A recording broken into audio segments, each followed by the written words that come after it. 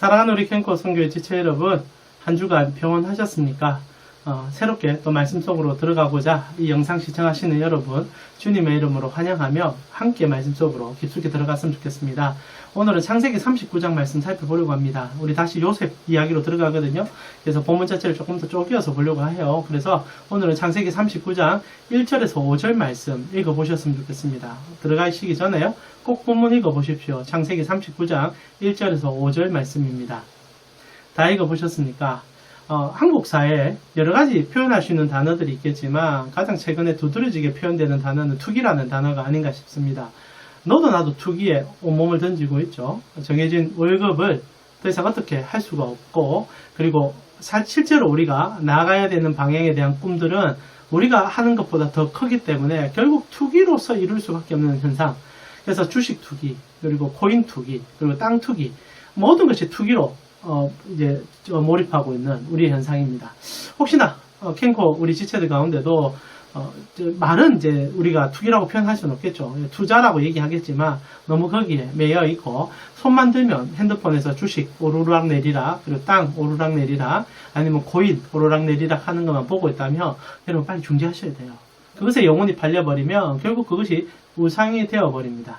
근데 말입니다, 문제는 한국 교회가, 우리 교회가 그것이 투기라고 말해주는 경우가 그진 없다는 거죠. 우리의 영혼을 사로잡고 있고 우상화되고 있는데도 여러분 일생활 속에서 거기에 얼마나 투자하느냐가 우리 마음의 주도권을 잡고 있다고 표현한다면, 오늘날 많은 사람들이 핸드폰을 들고 거의 주식 정보만, 그리고 투기 목적의 정보들만 살펴본다면 그게 하나의 우상이 되어버렸죠. 하나님 자리를 대신하고 있는 거죠. 왜냐하면 그것이 나에게 웃음을 줄 것이고 그것이 나에게 행복을 준다고 생각하니까.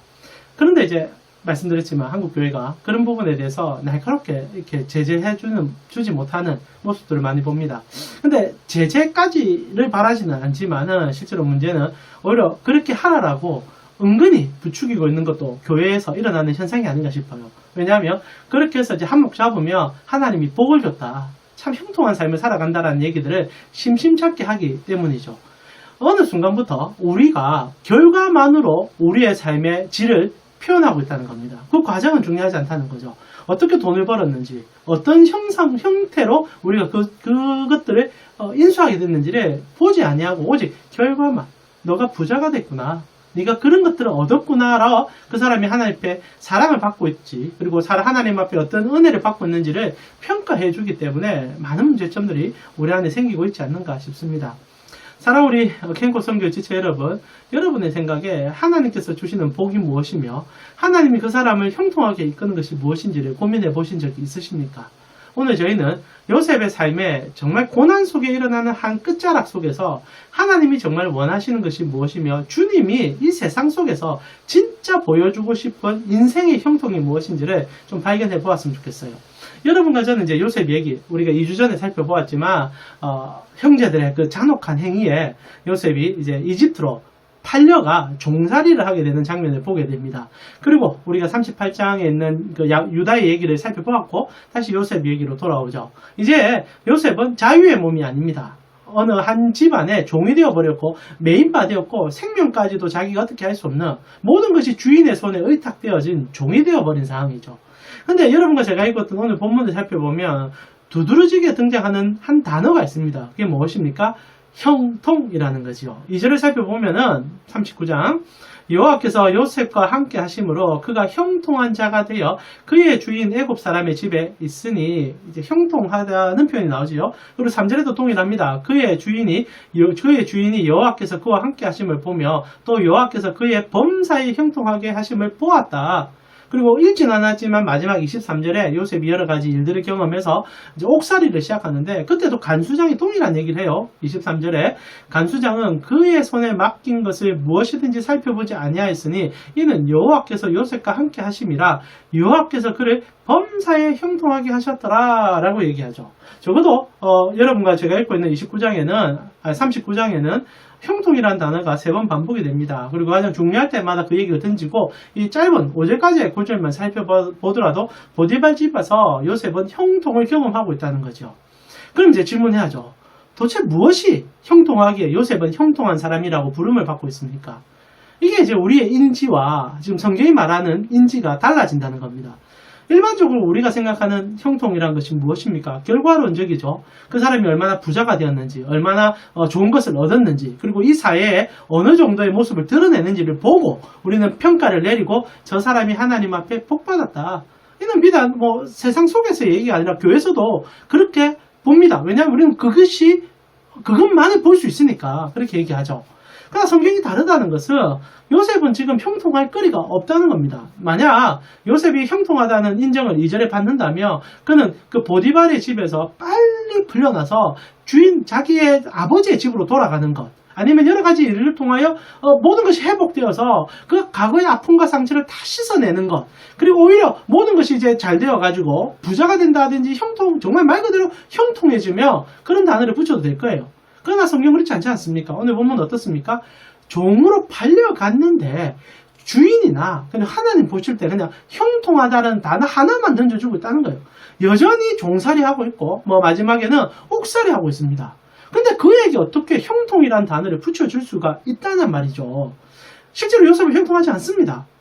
요셉은 지금 고통스럽고 고난을 당하고 있고 벗어나고 싶어 발버둥 칠 뿐입니다. 그러나 하나님이 보실 때 이것을 형통이라고 부르는 이 극단적인 괴리감, 이것을 어떻게 이해해야 될까요? 그리고 이 괴리감이 신앙의 정도입니다. 그것을 붙잡을 필요가 있다는 거죠. 그러면 하나님께서는 요셉을 보시면서 무엇을 통하여 그가 형통하라는 표현을 해주고 있냐는 거죠.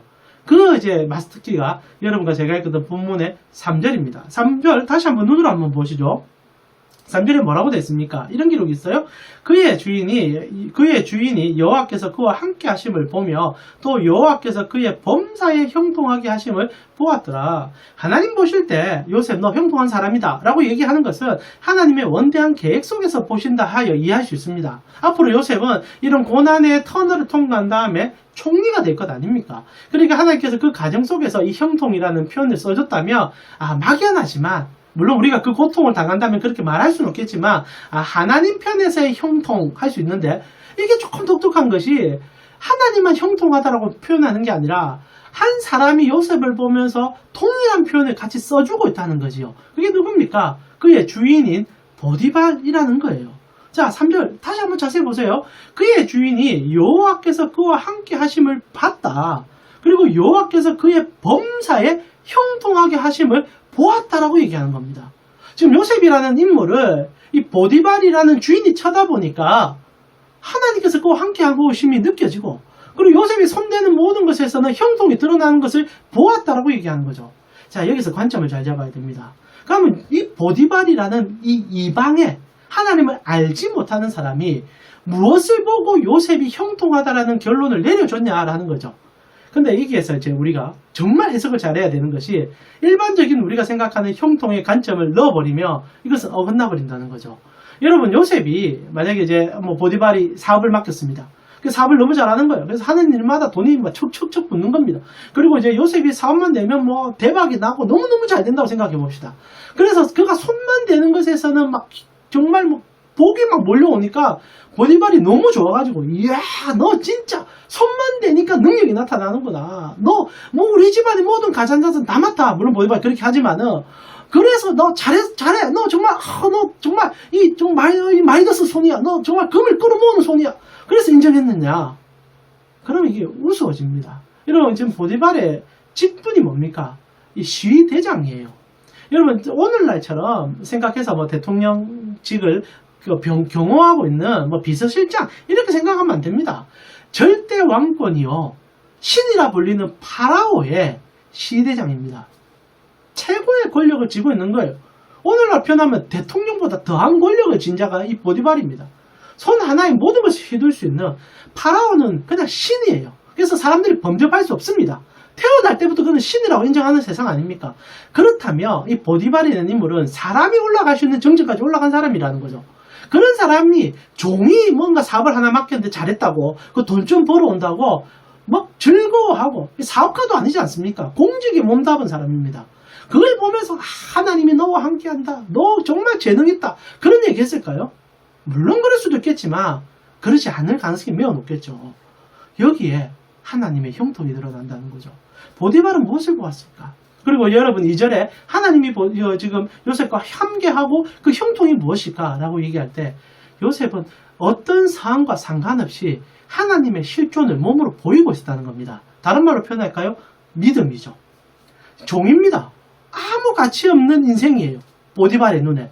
근데 이 아무 가치 없는 이 한 종이 행동하는 구석구석 하나하나마다 다른 거예요. 주인의 눈치를 보는 게 아니라 또 다른 절대자의 눈치를 보고 있는 겁니다. 일을 시킵니다. 너무너무 정직한 거예요. 주인이 다른 데 있어도 여러분 일을 하다 보면 직장 상사나 여러분의 감시하는 누군가가 있다면 그 사람 앞에서는 열심히 하지만 사람인지라 뒤에 있으면 좀 쉬기도 하고 때로는 뭐 이렇게 딴짓을 하기도 하고 그러다가 또 나쁜 짓을 하기도 하고 이게 인간 아닙니까? 요셉이 그게 없는 거예요. 주인이 보든 안 보든 언제나 그는 누군가 앞에 서 있다는 것을 그가 느낀 겁니다. 변하지 않는 누군가를 바라보고 있는 것을 이 보디발이 본 거예요.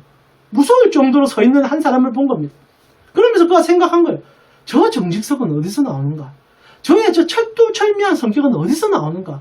그가 바라보고 있는 그 시선의 끝은 누가 있는가? 자신을 바라보는 줄 알았을 건데 그게 아닌 거예요. 그 뒤에 무언가를 보고 있어서 그분을 두려워하여 자기 앞에 서 있는 한 사람을 본 겁니다. 여러분 하나님을 믿는 백성들이 왜 두려운지 아십니까? 세상 속에서 세상을 안 보고 하나님을 보고 있기 때문이에요. 근데 오늘날 세상이 왜 교회를 무시하고 교회에 대해 손가락질을 하는 줄 아십니까? 세상이 사람을 보기 때문에 교회가 사람을 보기 때문입니다. 하나님을 볼 때, 하나님을 쫓아갈 때, 하나님만을 두려워할 때 참된 그 경험과 하나님의 그 놀라움이 세상 속에 흘러갈 수 있는 건데 어느 순간부터 우리도 모두 다 세상이 주는 그것에만 집중하다 보니 하나님의 광채와 영광이 사라지진 않았을까요?